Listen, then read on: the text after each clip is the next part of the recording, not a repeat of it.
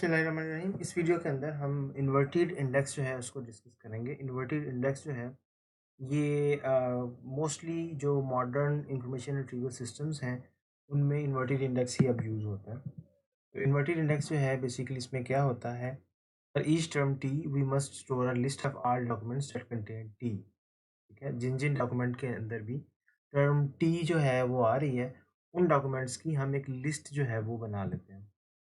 और हर डॉक्यूमेंट को document ID से जो है हम आइडेंटिफाई करते हैं। ठीक है, जैसे लास्ट वीडियो के अंदर आप लोगों ने देखा कि हम एक टर्म डॉक्यूमेंट इंसिडेंस मैट्रिक्स बना तो सकते हैं, लेकिन जब हमारे डॉक्यूमेंट्स बहुत ज़्यादा हों और हमारी जो टर्म्स हैं, नंबर ऑफ़ टर्म्स जो हैं वो बहुत ज़्यादा हो जाए, तो उस केस में जो हमारा मैट्रिक्स है वो स्पार्स हो जाता है और बहुत ज़्यादा ज़ीरोज़ होते हैं उसके अंदर, और वो उन ज़ीरोज़ को स्टोर करना जो है वो इनएफिशिएंट हो जाता है। तो इसलिए बेहतर है कि हम बजाय के एक टर्म के अगेंस्ट सारे के सारे डॉक्यूमेंट्स जिनमें वो अकर कर रही है और नहीं अकर कर रही, वो सबकी इन्फॉर्मेशन हम रखें। हम अगर सिर्फ उन्हीं डॉक्यूमेंट्स की इन्फॉर्मेशन रख लें जिनके अंदर वो टर्म अकर हो रही है, तो वो सफिशिएंट होगा। और उसमें हम डॉक्यूमेंट आईडी से आइडेंटिफाई करते हैं कि ये टर्म जो है ये किस किस डॉक्यूमेंट आईडी के अंदर जो है ये आ रही है। तो उसमें हम फिक्स साइज अरे भी यूज़ कर सकते हैं और लिंक्ड लिस्ट जो है वो भी यूज़ कर सकते हैं। करते हैं हम बेसिकली ये हैं कि किसी भी एक टर्म के लिए उसके अगेंस्ट एक पोस्टिंग लिस्ट जो है हम बना लेते हैं, और वो पोस्टिंग लिस्ट जो है उसमें डॉक्यूमेंट की आईडीज़ जो हैं वो पड़ी होती हैं। जैसे कि यहाँ पे आप देख सकते हैं कि ब्रूटस के अगेंस्ट एक लिस्ट है, पोस्टिंग लिस्ट इसे कहते हैं। ब्रूटस जो है वो 1, 2, 4, 11 टू 31 एंड सो ऑन, ये डिफरेंट डॉक्यूमेंट्स के अंदर ये टर्म आ रही है। इसी तरह से सीज़र है, इसी तरह से कल्पर्निया है। तो अगर जो है सीज़र जो है वो डॉक्यूमेंट 14 में ऐड होता है, तो क्या होगा? डेफ़िनेटली फिर हमें सीज़र जो है वो उसके अगेंस्ट पोस्टिंग लिस्ट के अंदर 14 जो है वो भी ऐड करना पड़ेगा। ठीक है? इन्वर्टेड इंडेक्स के अंदर हम basically variable size posting list जो है वो बनाते हैं। इसमें नॉर्मली किया ये जाता है कि डिस्क के अंदर जो है कंटीन्यूअस रन होता है पोस्टिंग्स का, और वही ज़्यादा सूटेबल होता है। कंटीग्युअस मेमोरी लोकेशंस होती हैं डिस्क के ऊपर, जो सेकेंडरी स्टोरेज है, लेकिन मेमोरी के अंदर जो है वो नॉर्मली लिंक्ड लिस्ट जो हैं वेरिएबल लेंथ की अरेज़ वो यूज़ की जाती हैं। ठीक है, दोनों के अपने-अपने जो हैं वो ट्रेड ऑफ्स हैं, एडवांटेज और डिसएडवांटेज हैं। जैसे कि आपने प्रीवियस कोर्सेज़ में भी पढ़ा होगा कि लिंक्ड लिस्ट डिफरेंट प्लेसेस पे प्रेफ़रेबल है अरेज़ के मुकाबले में। तो वही ट्रेड ऑफ्स यहाँ पे भी हैं। तो ये हमारी पोस्टिंग्स हैं, और ये डिक्शनरी होती है हमारी पूरी की पूरी, जो डिक्शनरी सारी की सारी जो टर्म्स हमारे डेटा सेट के अंदर आ रही हैं वो सारी की सारी डिक्शनरी की फॉर्म में आ जाती हैं, और ये हमारी पोस्टिंग्स हैं। ठीक है, और नॉर्मली जो पोस्टिंग्स हैं इसके अंदर या इन्वर्टेड इंडेक्स जो है उसमें हम जो सॉर्ट करते हैं वो डॉक्यूमेंट आईडी की बेस पे इसको सॉर्ट करके रखते हैं, ताकि रिट्रीवल जो है वो आसान हो जाए।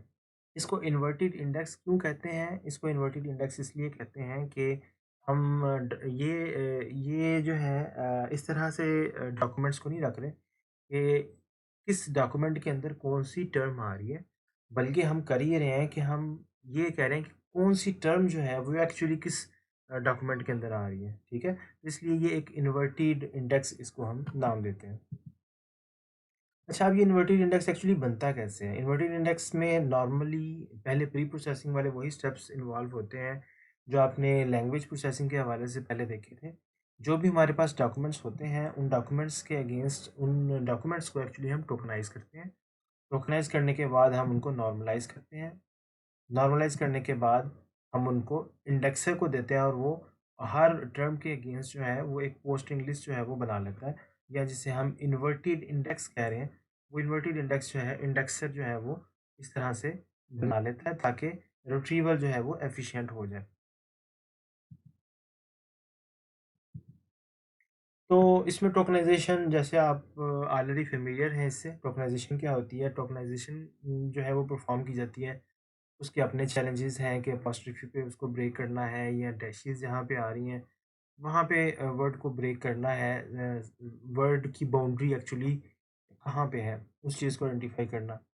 फिर नॉर्मलाइज़ेशन है, जैसे हमने लास्ट एग्ज़ाम्पल में लास्ट टाइम भी देखा था कि यूएसए जो है उसको यूएसए विदाउट डॉट्स या विदाउट फुल स्टॉप भी लिखा जा सकता है। तो इसको नॉर्मलाइज़ भी करना ज़रूरी है ताकि सर्च करते हुए जो है वो आसानी हो।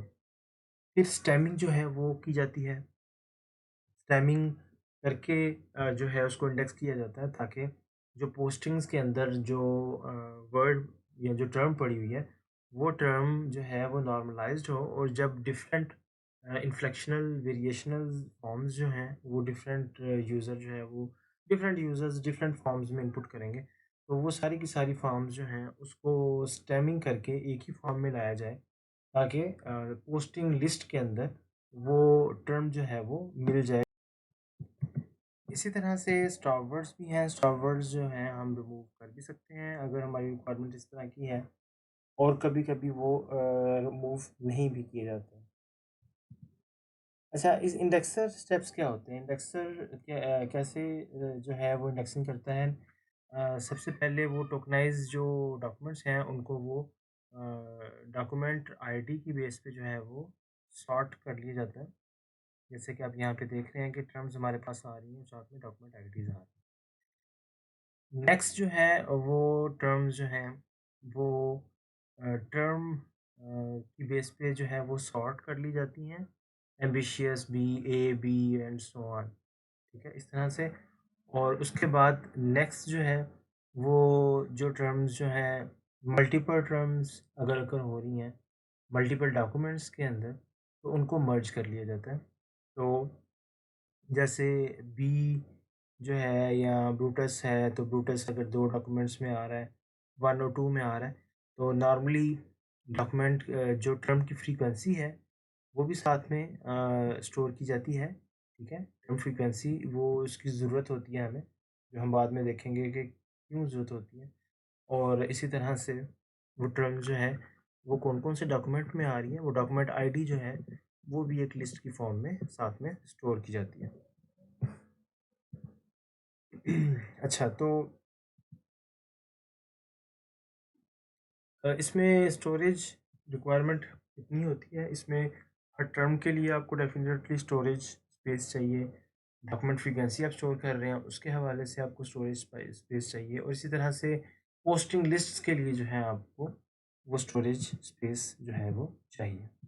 और फिर पॉइंटर्स की इंफॉर्मेशन भी है, क्योंकि हर टर्म अगर पॉइंट कर रही है एक लिस्ट को, तो फिर वो पॉइंटर्स की जो स्पेस है, वो स्पेस भी आपको चाहिए, उसको भी आप जो है वो सेव करेंगे। आईआर सिस्टम्स जो हैं उसमें मेन चैलेंज ही ये होता है कि हम किस तरह से इंडेक्सेस जो हैं उनको एफिशिएंट, ज़्यादा से ज़्यादा जो एफिशिएंट है वो बनाएं। और उसमें फिर ये भी होता है कि हमारी स्पेस जो है, स्टोरेज स्पेस जो है, वो कम से कम जो है वो यूज़ हो।